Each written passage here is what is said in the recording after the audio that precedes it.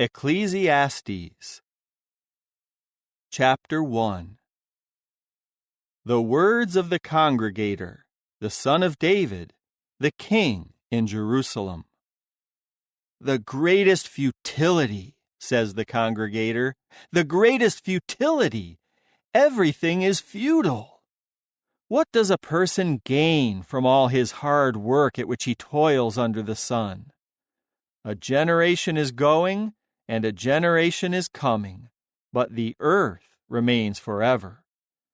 The sun rises and the sun sets.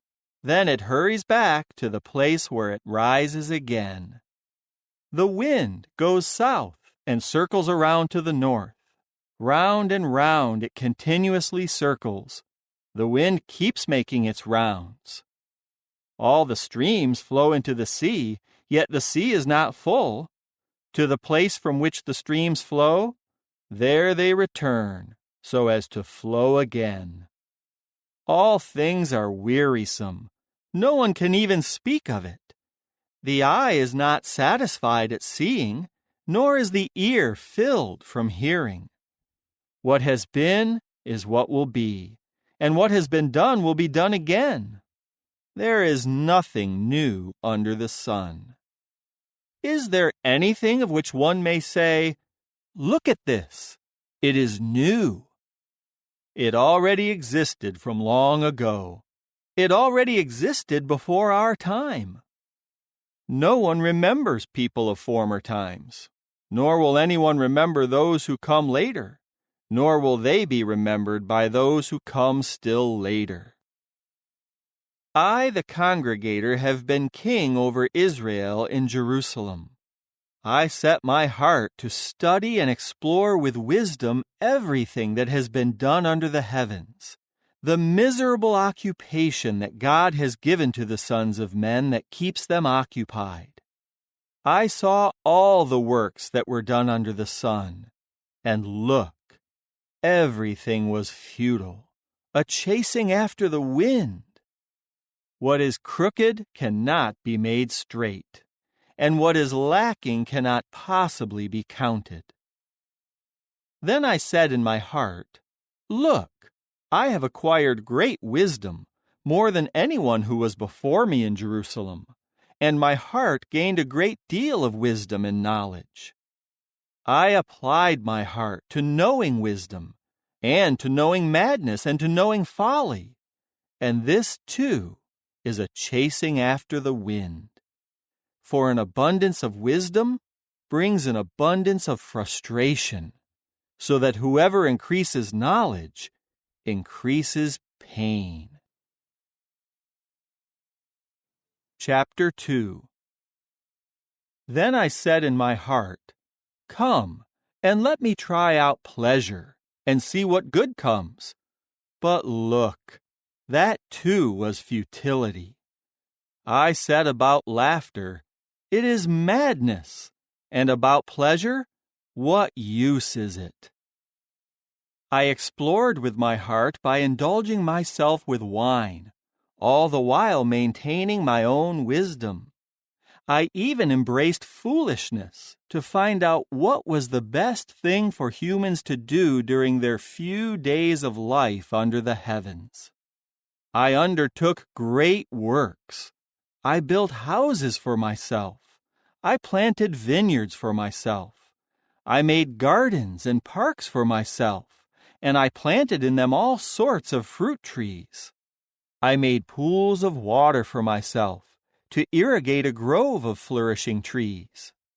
I acquired male and female servants, and I had servants born in my household. I also acquired much livestock, cattle, and flocks, more than any of my predecessors in Jerusalem. I accumulated silver and gold for myself, the treasures of kings and of provinces. I gathered male and female singers for myself, as well as what brings great pleasure to the sons of men, a woman, yes, many women. So I grew great and surpassed anyone prior to me in Jerusalem, and my wisdom remained with me. I did not deny myself anything that I desired. I did not withhold from my heart any sort of pleasure. For my heart was joyful because of all my hard work, and this was my reward for all my hard work. But when I reflected on all the works that my own hands had done, and on all the hard work that I had toiled to accomplish, I saw that everything was futile, a chasing after the wind. There was nothing of real value under the sun. Then I turned my attention to wisdom and madness and folly. For what can the man do who comes after the king? Only what has already been done. And I saw that there is an advantage to wisdom over folly, just as there is an advantage to light over darkness. The wise one has his eyes in his head, but the stupid one is walking in darkness. I have also come to realize that there is one outcome that befalls all of them. Then I said in my heart, what happens to the stupid one will also happen to me. What then did I gain by becoming excessively wise? So I said in my heart, this too is futility. For there is no lasting memory either of the wise one or of the stupid one. In the days to come, everyone will be forgotten. And how will the wise one die? Along with the stupid one. So I came to hate life, because everything being done under the sun seemed distressing to me, for everything was futile, a chasing after the wind. I came to hate all that I had worked so hard for under the sun, because I must leave it behind for the man coming after me. And who knows whether he will be wise or foolish? Yet he will take control over all the things I spent great effort and wisdom to acquire under the sun. This too is futility. So I began to despair in my heart over all the hard work at which I had toiled under the sun. For a man may work hard, guided by wisdom and knowledge and skill, but he must hand over his portion to a man who did not work for it. This too is futility and a great tragedy. What does a man really gain from all his hard work and ambition that drives him to work hard under the sun? For during all his days, his occupation brings pain and frustration, and even at night his heart does not rest. This too is futility. There is nothing better for a man than to eat and drink and find enjoyment in his hard work. This too, I have realized, is from the hand of the true God. For who eats and who drinks better than I do? To the man who pleases him, he gives wisdom and knowledge and rejoicing. But to the sinner, he gives the occupation of gathering and merely collecting to give to the one who pleases the true God. This too is futility, a chasing after the wind. Chapter 3. There is an appointed time for everything, a time for every activity under the heavens, a time for birth and a time to die, a time to plant and a time to uproot what was planted, a time to kill and a time to heal, a time to tear down and a time to build up, a time to weep and a time to laugh, a time to wail and a time to dance, a time to throw stones away and a time to gather stones together, a time to embrace and a time to refrain from embracing, a time to search and a time to give up as lost, a time to keep and a time to throw away, a time to rip apart and a time to sew together, a time to be silent and a time to speak, a time to love and a time to hate, a time for war and a time for peace.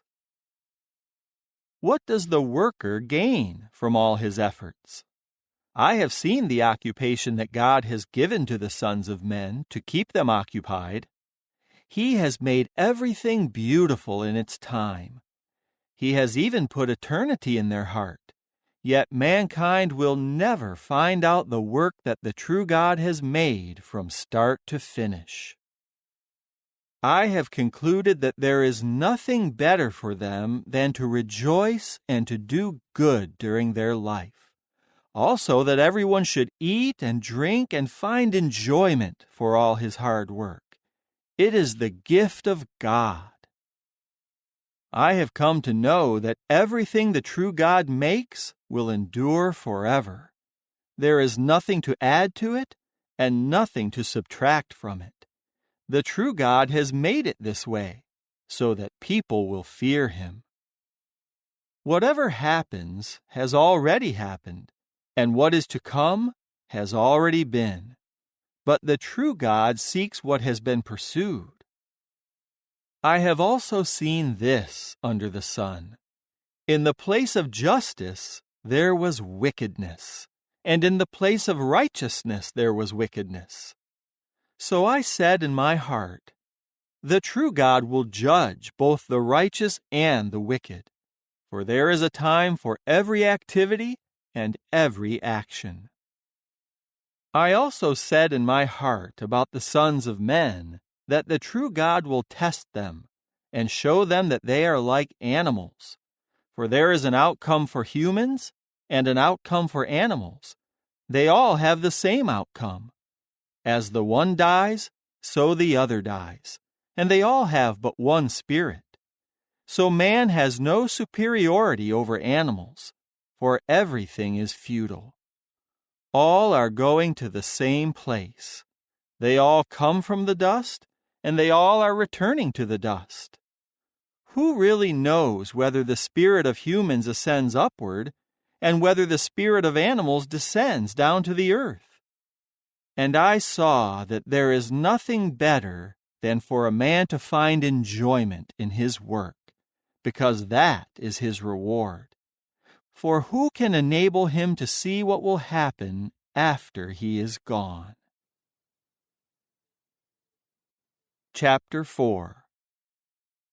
Again I turned my attention to all the acts of oppression that go on under the sun. I saw the tears of the oppressed, and there was no one to comfort them. And their oppressors had the power, and there was no one to comfort them. And I congratulated the dead who had already died, rather than the living who were still alive. And better off than both of them is the one who has not yet been born, who has not seen the distressing deeds that are done under the sun. And I have seen how much effort and skillful work spring from rivalry between people. This too is futility, a chasing after the wind. The stupid one folds his hands, while his flesh wastes away. Better is a handful of rest than 2 handfuls of hard work and chasing after the wind. I turned my attention to another example of futility under the sun. There is a man who is all alone, without any companion. He has no son or brother, but there is no end to all his hard work. His eyes are never satisfied with riches. But does he ask himself, "For whom am I working hard and depriving myself of good things?" This too is futility and a miserable occupation. 2 are better than 1, because they have a good reward for their hard work. For if one of them falls, the other can help his partner up. But what will happen to the one who falls with no one to help him up? Moreover, if 2 lie down together, they will stay warm. But how can just one keep warm? And someone may overpower one alone. but two together can take a stand against him, and a threefold cord cannot quickly be torn apart. Better is a poor but wise child than an old but stupid king, who no longer has enough sense to heed a warning. For he went out from prison to become king, although in that one's kingship he was born poor. I considered all those alive who walk about under the sun, as well as how it goes with the young successor who stands up in the other's place. Although there is no end to all his supporters, those who come later will not be happy with him. This too is futility, a chasing after the wind. Chapter 5. Watch your step whenever you go to the house of the true God. It is better to draw near to listen than to give a sacrifice as the stupid ones do, for they are not aware that what they are doing is bad. Do not be quick with your mouth, nor let your heart speak rashly before the true God. For the true God is in the heavens, but you are on the earth. That is why your words should be few. For a dream comes from too many preoccupations, and the chatter of the stupid one comes from too many words. Whenever you make a vow to God, do not delay to pay it, for he finds no pleasure in the stupid ones. What you vow, pay. Better for you not to vow than to vow and not pay. Do not allow your mouth to cause you to sin, and do not say before the angel that it was a mistake. Why make the true God indignant over what you say, so that he has to destroy the work of your hands? For just as many preoccupations lead to dreams, so too many words lead to futility. But fear the true God. If you see any oppression of the poor and a violation of justice and righteousness in your district, do not be surprised about the matter. For that high official is being watched by one who is higher than he is, and there are others who are still higher than they are. Also, the profit of the land is divided among them all. Even the king is served by the field. A lover of silver will never be satisfied with silver, nor a lover of wealth with income. This too is futility. When good things increase, those consuming them increase. And what advantage is it to the owner, except to look at them with his eyes? Sweet is the sleep of the one serving, whether he eats little or much. But the plenty belonging to the rich one does not permit him to sleep. There is a great tragedy that I have seen under the sun, riches that were hoarded by their owner to his own harm.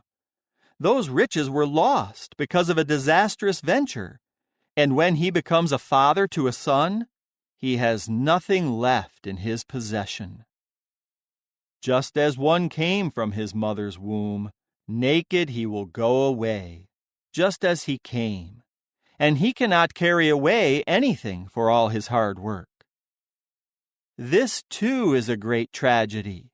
Exactly as he came, so he will go away. And what profit is there to the one who keeps working hard for the wind? Also, every day he eats in darkness, with a great deal of frustration and sickness and anger. This is what I have seen to be good and proper, that one should eat and drink and find enjoyment for all the hard work at which he toils under the sun during the few days of life that the true God has given him, for that is his reward. Also, when the true God gives a man riches and material possessions, along with the ability to enjoy them, he should take his reward and rejoice in his hard work. This is the gift of God.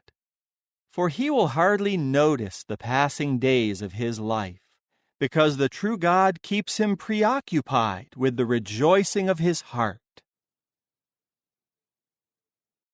Chapter 6. There is another tragedy that I have seen under the sun, and it is common among men.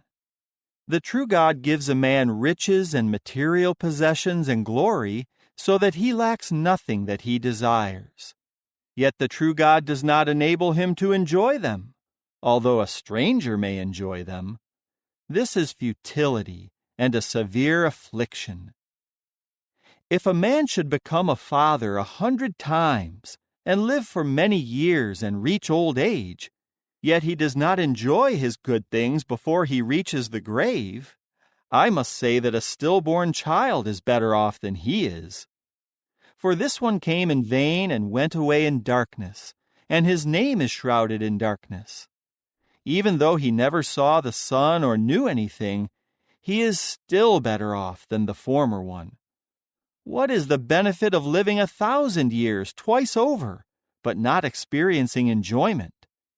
Do not all go to the same place? All the hard work of a man is to fill his mouth, yet his appetite is never satisfied. For what advantage does the wise one have over the stupid one? Or of what benefit is it that the poor man knows how to survive? Better to enjoy what the eyes see than to wander after one's desires. This, too, is futility, a chasing after the wind. Whatever has come to be has already been named, and it is known what man is, and he is not able to dispute with the one more powerful than he. The more words, the more futility, and what advantage do they bring to man? Who knows what is best for a man to do in life during the few days of his futile life, which he spends like a shadow? For who can tell man what will happen under the sun after he is gone? Chapter 7. A good name is better than good oil, and the day of death is better than the day of birth. Better to go to the house of mourning than to the house of feasting, for that is the end of every man, and the living should take it to heart. Better is distress than laughter, for the sadness of the face makes the heart better. The heart of the wise is in the house of mourning, but the heart of the stupid is in the house of rejoicing. Better to listen to a wise man's rebuke than to listen to the song of fools. For as the crackling of thorns burning under the pot, so is the laughter of the fool. And this too is futility.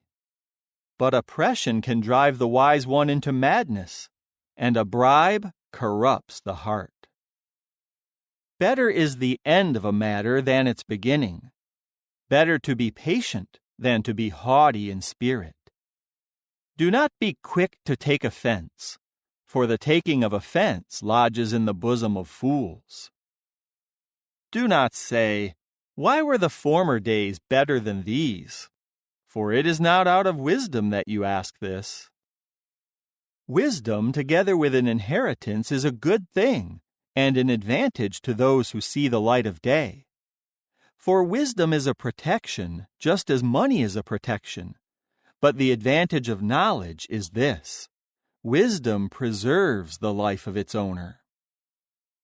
Consider the work of the true God, for who can straighten out what he has made crooked?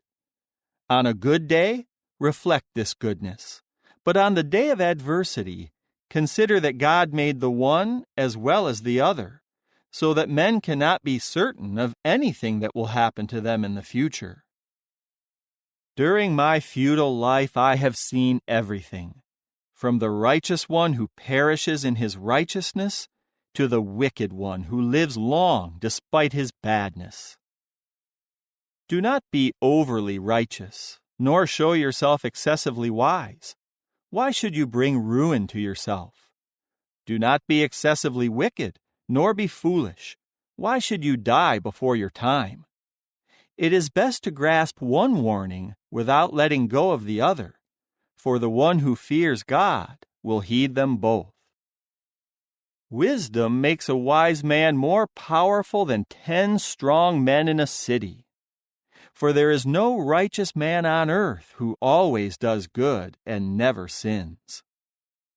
Also, do not take to heart every word that people say. Otherwise, you may hear your servant calling down evil on you. For you well know in your heart that many times you yourself have called down evil on others. All of this I tested with wisdom, and I said, I will become wise. But it was beyond me. What has come to be is out of reach and exceedingly deep. Who can understand it? I directed my heart to know and to explore and to search for wisdom and the reason behind things, and to understand the wickedness of stupidity and the folly of madness. Then I discovered this: more bitter than death is the woman who is like a hunter's net, whose heart is like dragnets, and whose hands are like prison chains. The one who pleases the true God will escape her, but the sinner is captured by her. See, this is what I found, says the congregator. I investigated one thing after another to reach my conclusion, but what I continually sought, I have not found. 1 man out of 1,000 I found, but a woman among them I have not found. This alone I have found. The true God made mankind upright, but they have sought out many schemes. Chapter 8. Who is like the wise man? Who knows the solution to a problem? A man's wisdom lights up his face and softens his stern appearance. I say, obey the king's orders out of regard for the oath to God. Do not rush to depart from his presence. Do not take a stand for anything bad, for he can do whatever he pleases, because the word of the king is absolute. Who can say to him, "What are you doing?" The one who observes the commandment will not experience harm, and the wise heart will know the right time and procedure. For every matter there is a time and procedure, because the troubles of mankind are so abundant. Since no one knows what will happen, who can tell him how it will happen? Just as no man has power over the Spirit or can restrain the Spirit, so no one has power over the day of death. Just as no one is discharged during a war, so wickedness will not allow those who practice it to escape. All of this I have seen, and I applied my heart to every work that has been done under the sun, during the time that man has dominated man to his harm. And I saw the wicked being buried, those who used to go in and out of the holy place, but they were soon forgotten in the city where they acted that way. This too is futility. Because sentence against a bad deed has not been executed speedily, the heart of men becomes emboldened to do bad. Although a sinner may do bad 100 times and still live a long time, yet I am aware that it will turn out well for those who fear the true God, because they fear him. But it will not turn out well for the wicked one, nor will he prolong his days that are like a shadow, because he does not fear God. There is something futile that takes place on the earth. There are righteous people who are treated as if they had acted wickedly, and there are wicked people who are treated as if they had acted righteously. I say that this too is futility. So I recommended rejoicing, because there is nothing better for man under the sun than to eat and drink and rejoice. This should accompany him as he works hard during the days of his life, which the true God gives him under the sun. I applied my heart to acquire wisdom and to see all the activity happening on the earth, even going without sleep, day and night. Then I considered all the work of the true God, and I realized that mankind cannot comprehend what happens under the sun. No matter how hard men try, they cannot comprehend it. Even if they claim that they are wise enough to know, they cannot really comprehend it. Chapter 9. So I took all of this to heart and concluded that the righteous and the wise, as well as their works, are in the hands of the true God. Men are not aware of the love and the hate that took place prior to them. All have the very same outcome, the righteous and the wicked, the good and the clean and the unclean, those sacrificing and those not sacrificing. The good one is the same as the sinner. The one who swears an oath is the same as the one who is cautious about swearing an oath. This is a distressing thing that happens under the sun. Because all have the same outcome, the heart of humans is also full of bad, and there is madness in their heart during their life, and then they die. There is hope for whoever is among the living, because a live dog is better off than a dead lion. For the living know that they will die, but the dead know nothing at all, nor do they have any more reward, because all memory of them is forgotten.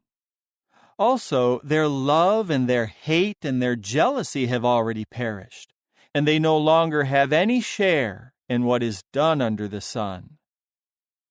Go, eat your food with rejoicing, and drink your wine with a cheerful heart, for already the true God has found pleasure in your works.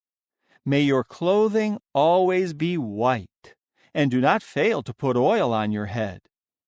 Enjoy life with your beloved wife all the days of your futile life, which he has given you under the sun, all the days of your futility. For that is your lot in life, and in your hard work at which you toil under the sun. Whatever your hand finds to do, do with all your might, for there is no work, nor planning, nor knowledge, nor wisdom in the grave, where you are going. I have seen something further under the sun, that the swift do not always win the race, nor do the mighty win the battle. Nor do the wise always have the food, nor do the intelligent always have the riches, nor do those with knowledge always have success, because time and unexpected events overtake them all. For man does not know his time. Just as fish are caught in an evil net and birds are caught in a trap, so the sons of men are ensnared in a time of disaster, when it suddenly overtakes them. I also observed this about wisdom under the sun, and it impressed me. There was a small city with a few men in it, and a mighty king came against it and surrounded it, and built great siege works against it. In it was found a poor but wise man, and he saved the city by his wisdom. But no one remembered that poor man. And I said to myself, wisdom is better than mightiness, yet a poor man's wisdom is despised, and his words are not heeded. Better to heed the calm words of the wise than the shouts of the one ruling among fools. Wisdom is better than weapons of war, but just one sinner can destroy much good. Chapter 10. As dead flies cause the perfumer's oil to stink and bubble, so a little foolishness outweighs wisdom and glory. The heart of the wise one leads him in the right way, but the heart of the stupid one leads him in the wrong way. In whatever way the fool walks, he is lacking good sense, and he lets everyone know that he is a fool. If the anger of a ruler should flare up against you, do not leave your place, for calmness allays great sins. There is something distressing that I have seen under the sun, the sort of mistake made by those in power. Foolishness is put in many high positions, but the rich remain in low positions. I have seen servants on horseback, but princes walking on foot, just like servants. The one who digs a pit may fall into it, and the one who breaks through a stone wall may be bitten by a snake. The one who quarries stones may be hurt by them, and the one who splits logs may be endangered by them. If an iron tool is dull and one does not sharpen its edge, he will need to exert much effort. But wisdom helps to achieve success. If the snake bites before it is charmed, there is no advantage to the skilled charmer. The words from the mouth of the wise one bring favor, but the lips of the stupid one are his ruin. The first words out of his mouth are foolishness, and his last words are disastrous madness. But the fool keeps on speaking. A man does not know what will happen. Who can tell him what will come after him? The hard work of the stupid one wears him out, for he does not even know how to find his way to the city. How terrible for a land when the king is a boy, and the princes start their feasting in the morning. How happy for the land when the king is the son of nobles, and the princes eat at the proper time for strength, not for drunkenness. Because of extreme laziness, the roof beams sag, and because of idle hands, the house leaks. Bread is made for laughter, and wine makes life enjoyable, but money answers every need. Even in your thoughts, do not curse the king, and do not curse the rich in your bedroom, for a bird may convey the sound, or a creature with wings may repeat what was said. Chapter 11. Cast your bread on the waters, for after many days you will find it again. Give a share to 7, or even to 8, for you do not know what disaster will occur on the earth.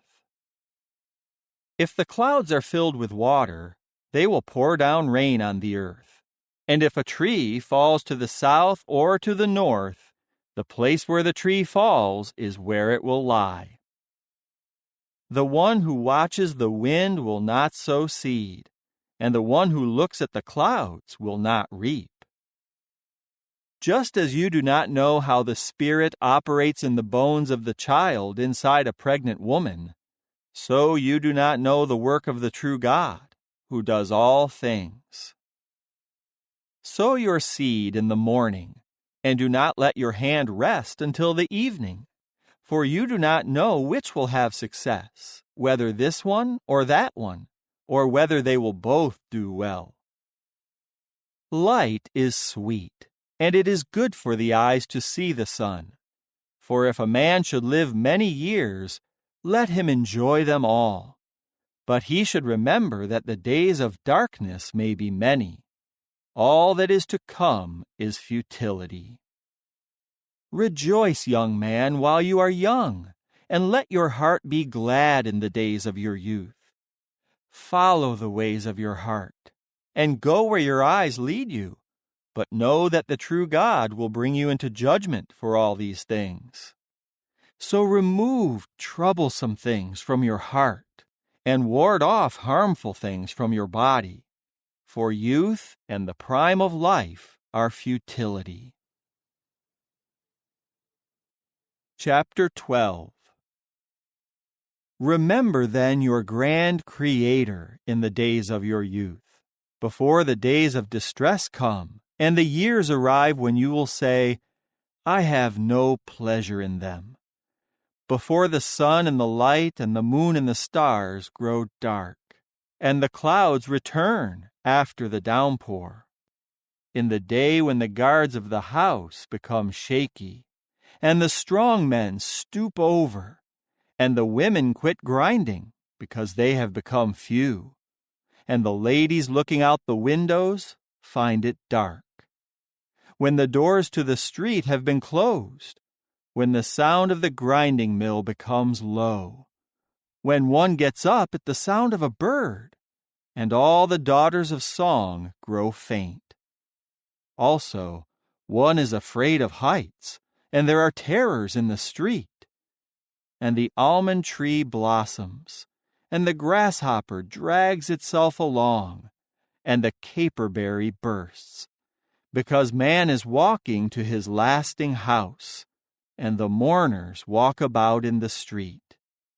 Before the silver cord is removed, and the golden bowl is crushed, and the jar at the spring is broken, and the water wheel for the cistern is crushed. Then the dust returns to the earth, just as it was, and the spirit returns to the true God who gave it. The greatest futility, says the congregator. Everything is futile. Not only had the congregator become wise, but he continually taught the people what he knew, and he pondered and made a thorough search in order to compile many proverbs. The congregator sought to find delightful words and to record accurate words of truth. The words of the wise are like ox goads, and their collected sayings are like firmly embedded nails. They have been given from one shepherd. As for anything besides these, my son, be warned. To the making of many books there is no end, and much devotion to them is wearisome to the flesh. The conclusion of the matter, everything having been heard, is fear the true God, and keep his commandments, for this is the whole obligation of man. For the true God will judge every deed, including every hidden thing, as to whether it is good or bad.